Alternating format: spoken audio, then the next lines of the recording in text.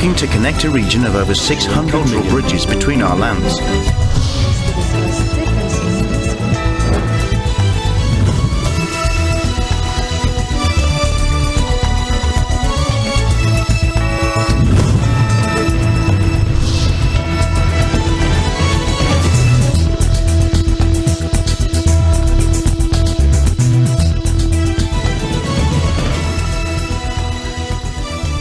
Good evening, I'm Alma Angeles and you're watching ASEAN in Focus on tonight's headlines. A light plane met a devastating fate, crashing into a busy four-lane road near the capital, resulting in a horrific loss of lives.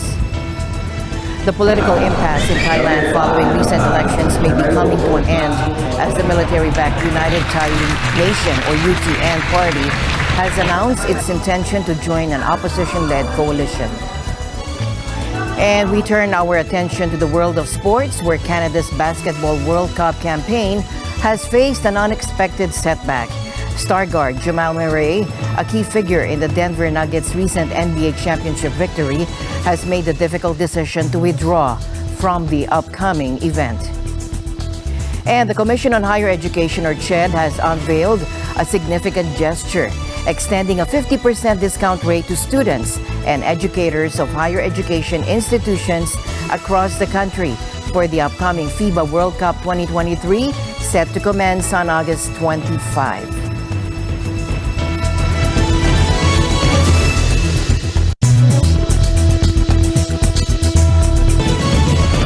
A light plane met a devastating fate today, crashing into a busy four-lane road near the capital, resulting in a horrific loss of lives.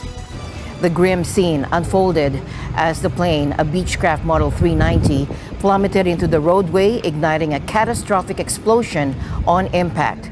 Local authorities confirmed that at least 10 lives were tragically cut short in this catastrophe. Among the victims were 8 individuals on board the ill-fated plane, and heartbreakingly 2 motorists who were unfortunately bystanders at the wrong place and time. Now, this incident claimed the life of Johari Haroon, a state assemblyman responsible for housing and the environment in Central Pahang State, according to law enforcement officials.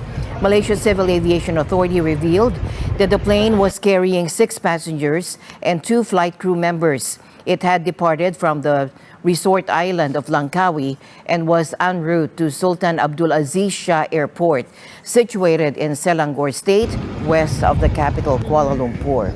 Norazman Mahmood, the chief of the Civil Aviation Authority, disclosed no Mayday call was made prior to the tragic crash. Transport Minister Anthony Loki offered insight into the preliminary findings, revealing that the ill-fated plane had been authorized to land, but veered off its designated flight path before the tragic impact. Minister Loki emphasized that the focus of the investigation would be on recovering the plane's crucial black box. The political impasse in Thailand following recent elections may be coming to an end as the military-backed United Thai Nation, or UTN party, has announced its intention to join an opposition-led coalition. The UTN party, which stood firmly behind Prime Minister Prayut Chan-o-cha in the recent election, has 36 seats in parliament. Its decision to join the Pheu Thai-led coalition, which has 200 seats, is a major development that could break the deadlock and pave the way for a new government. The vote to select a new prime minister is set to take place on Tuesday. If the Pheu Thai-led coalition is able to secure the support of the UTN party, it's likely that their nominee, business tycoon Srettha Thavisin, will be elected prime minister. The UTN party's decision to join the opposition coalition is a surprise, given that Prime Minister Prayut Chan-o-cha, who ran as the UTN's lead candidate, assumed power through a coup less than a decade ago, overthrowing a democratically elected Pheu Thai government. However, the UTN party has said that it wants to move the country forward and that it believes that the Pheu Thai-led coalition is the best way to achieve this. The move by the UTM party is a significant development in Thailand's political landscape. It could help to end the current impasse and pave the way for a new government. Today, during a Security Council briefing, the UN High Commissioner for Human Rights, Volker Turk, delivered a stark assessment of the dire human rights situation in the Democratic Republic of Korea. Speaking from New York on August 17th, High Commissioner Volker Turk pulled back the curtain on the closed society of North Korea. He emphasized that the level of human suffering observed within the nation is of an unprecedented scale. Human suffering of such scale and magnitude engenders instability internally and has wider implications. And rarely has the DPRK been more painfully closed to the outside world than it is today. This is a result of government policies that were initially linked to containing the COVID-19 pandemic, but which have grown even more extensive as the pandemic has waned.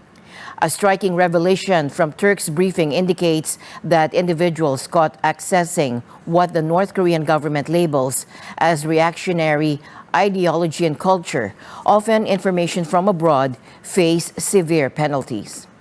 Anyone who views so-called reactionary ideology and culture, a term used for information from abroad and in particular the Republic of Korea, may now face imprisonment of 5 to 15 years. Any person found to have distributed such content faces life imprisonment or even the death penalty. The dire humanitarian crisis was further underlined by the UN Food and Agriculture Organization's report released in March 2023. It exposed that a substantial portion of DPRK's population grapples with insufficient food consumption.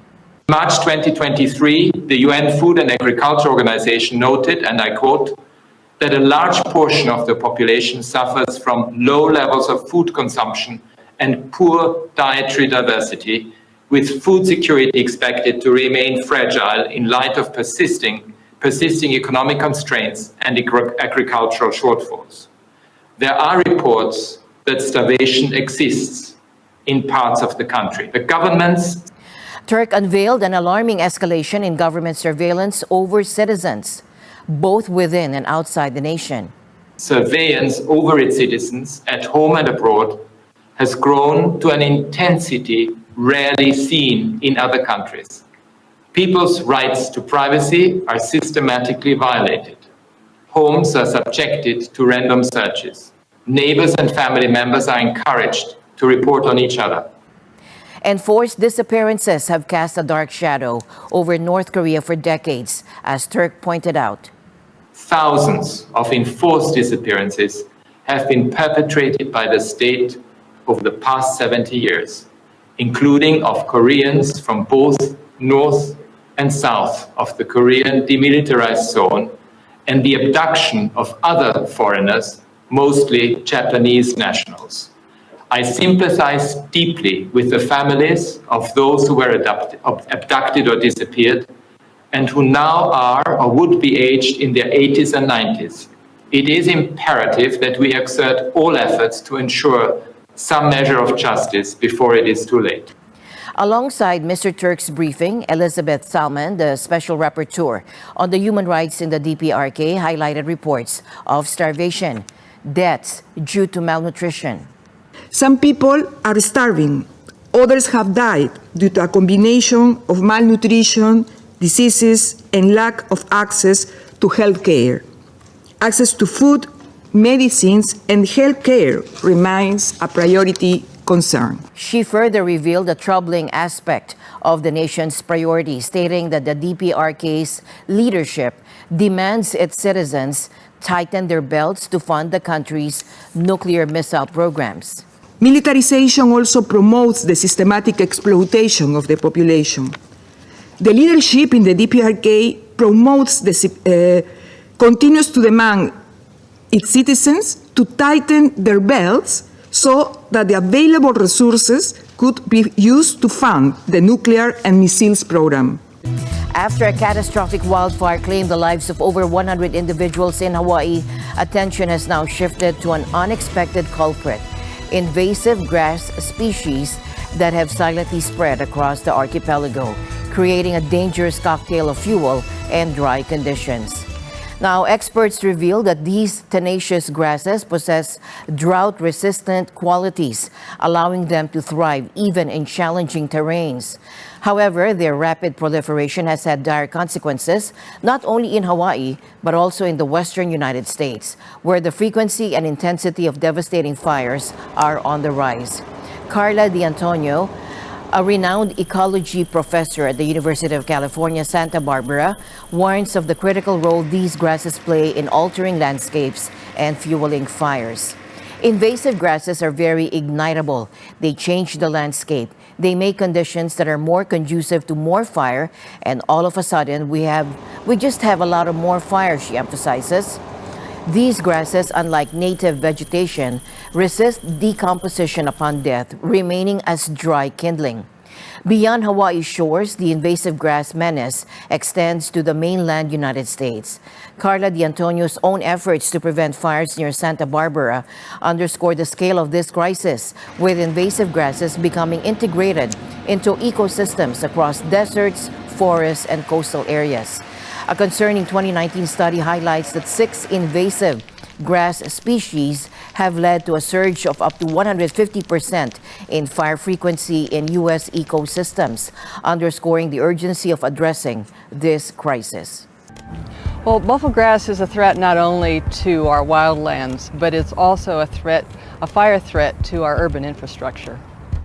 That this was in fact a problem that could end up impacting property values and public safety. It's in our right-of-ways, it's on our landscapes, it's in our yards. There's no way that we can control it unless we're working as a team.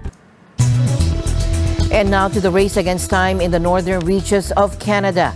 As fires intensify and press ever closer to the city of Yellowknife, our correspondent Thomas I. Likeness provides an update from Canada, where a mass evacuation and a battle of immense proportions is underway. Thomas. The 20,000 residents of Yellowknife have been convoying since Wednesday, when the city first announced the evacuation order. They have been told they have to be gone by noon on Friday. The evacuees are traveling south to the province of Alberta, where several communities have set up evacuation centers. But the journey is a long one. The closest center is more than 1,000 kilometers from their homes. The wildfire is just 15 kilometers from Yellowknife and could reach city limits by the weekend. Wildfire Information Officer Mike Westwick says they're keeping their fingers crossed that the city can avoid disaster.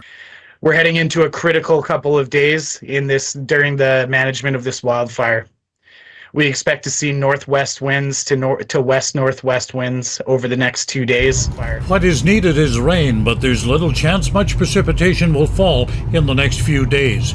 Westwick says wind is another problem. And those are winds that will trend both of those fires in directions that we don't want. Yellowknife Mayor Rebecca Alty says there's more danger than just the flames. It's not only the fire, but it's the heavy smoke that will be approaching. So we do encourage all residents to evacuate as soon as they can. There's only one road out of Yellowknife, and travel is slow because smoke has reduced visibility. Some 5,000 people have been airlifted out on emergency flights. To protect the city, crews have been erecting fire barriers and spreading fire retardant around the perimeter of Yellowknife.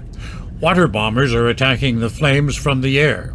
Territorial Environment Minister Shane Thompson says the fires are creating a problem elsewhere for several remote communities in the sparsely populated territory. The wildfire situation remains critical in the Northwest Territories, with fire threats and threatening communities in multiple regions. We're having drought situations where we're seeing that the ground is actually taking really dry. We've seen that the weather, we're not getting the rain that we normally have. We didn't get the snow that we normally get.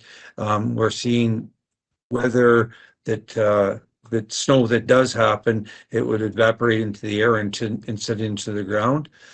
So what we're seeing there, and then also the temperatures across the Northwest Territories has been very warm.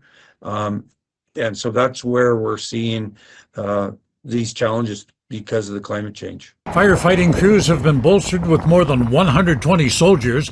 Several military planes are providing air support. But the biggest help firefighters could receive is from Mother Nature, and that would be in the form of a sustained heavy rainfall. But that assistance isn't on the horizon, at least not for now. Thomas I. Likeness, Eagle News. We live in extraordinary times. Ukrainian armed forces launched an unsuccessful assault using an unmanned sea drone against the ships of Russia's Black Sea Fleet. Swift and decisive action was taken by the Russian naval forces.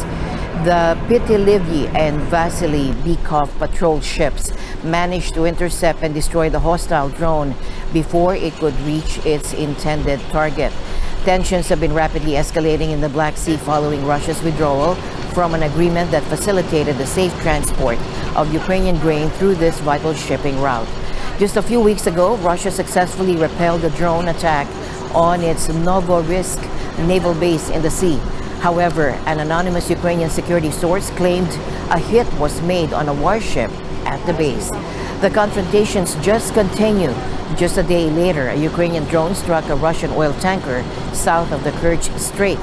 This latest incident transpired merely hours after a civilian cargo ship departing from Ukraine defiantly navigated through the Black Sea, ultimately reaching Istanbul. This audacious move came in direct defiance of a Russian-imposed blockade. Moscow had recently made clear its stance, declaring that it would perceive any vessels approaching Ukraine in the Black Sea as potential military cargo carriers. To other news now, Samantha Power, the administrator of the United States Agency for International Development, or USAID, has embarked on an unprecedented journey to Papua New Guinea.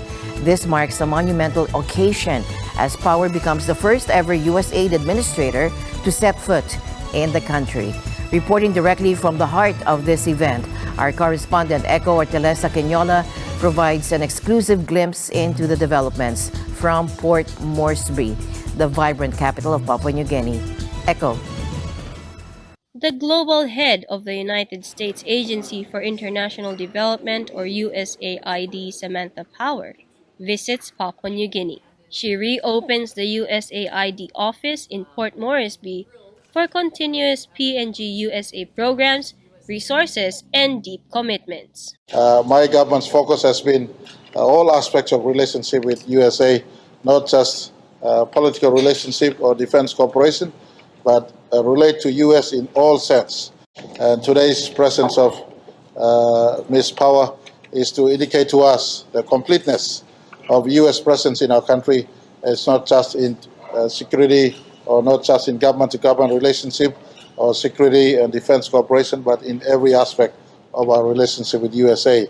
The agency will provide $1.2 million to establish a solar mini-grid system in Central Province. This promises to bring 100% clean energy. Another $500,000 will be provided to support the emergency response to the eruption of Mount Bagana volcano. Power commits another $1 million for health facilities for provinces that have been hit by HIV and COVID-19 pandemic. USAID also allocates $5.2 million for humanitarian assistance. $1.2 million will go to critical assistance to children suffering from severe hunger, and $3.5 million will go to disaster preparedness funding. As Papua New Guinea continues to drive green growth, improve healthcare, and make its communities more resilient, the United States is wholly committed to standing with you. I am thrilled, Mr. Prime Minister and people of Papua New Guinea, to be part of opening this new chapter with this great country, and I thank you so much. Nino Nadriadze will be USAID's country representative in Papua New Guinea. Power's Papua New Guinea trip marks a trio of high-level cabinet-level visits within 4 months, following Secretary of State Antony Blinken and Secretary of Defense Lloyd Austin. Reporting from the scene, Echo Hortaleza Quinola, Port Moresby, Papua New Guinea, Eagle News. We live in extraordinary. We turn our attention to the world of sports, where Canada's Basketball World Cup campaign has faced an unexpected setback. Star guard Jamal Murray A key figure in the Denver Nuggets' recent NBA championship victory has made the difficult decision to withdraw from the upcoming event, citing the need for extended recovery time. Jamal Murray's electrifying performance in the NBA Finals, where he played an integral role in the Denver Nuggets' victory over Miami, showcased his exceptional skills with averages of 21.4 points, 6.2 rebounds, and 10 assists per game. However, the demands of the championship run have taken a toll on Murray's physical well-being, leading him to make the difficult choice of withdrawing from the World Cup.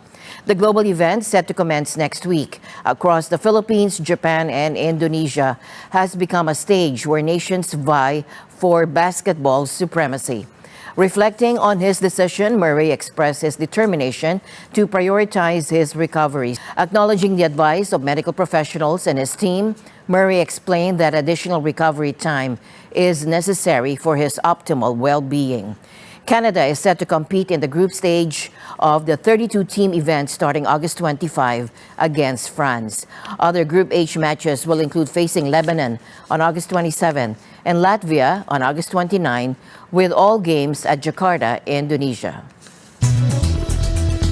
Meanwhile, the Commission on Higher Education, or CHED, has unveiled a significant gesture, extending a 50% discount rate to students and educators of higher education institutions across the country for the upcoming FIBA World Cup 2023, set to commence on August 25. Sa ngalan ng Commission on Higher Education, iniimbita ko ang lahat ng mga estudyante, mga guro, at mga kawani sa lahat ng pamantasan sa buong Pilipinas na manood ng FIBA World Cup 2023 na gaganapin sa Philippine Arena sa Bukawi, Bulacan ngayong darating na August 25 hanggang September 2. Kayo po ay makakatanggap ng 50% discount kapag kayo ay bumili ng ticket.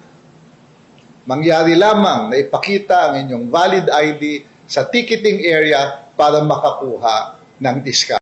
In an official video statement, CHED Chairperson Prospero de Vera shared the exciting news, declaring that this special discount rate will be applicable to the grand opening ceremony on August 25, taking place at the iconic Philippine Arena in Bukawi, Bulacan. The chairperson emphasized the straightforward process for availing the discounted tickets, revealing that authorized ticketing outlets will recognize either valid student identification cards or Professional Regulation Commission or PRC IDs for teachers. Beyond the grand opening ceremony, CHED extends this generous discount to select games scheduled from August 25 to September 2. Enthusiasts can secure their seats in premium upper box, regular upper box, and general admission categories, offering a dynamic viewing experience at prominent venues such as the Philippine Arena. Now, this initiative exemplifies CHED's commitment to fostering a culture of sports engagement, unity, and accessibility as students and educators across the nation come together to celebrate the global spectacle of basketball. As my usual habit, I'd like to end the week on a positive note. Let's encourage and build each other up so that no one is left behind.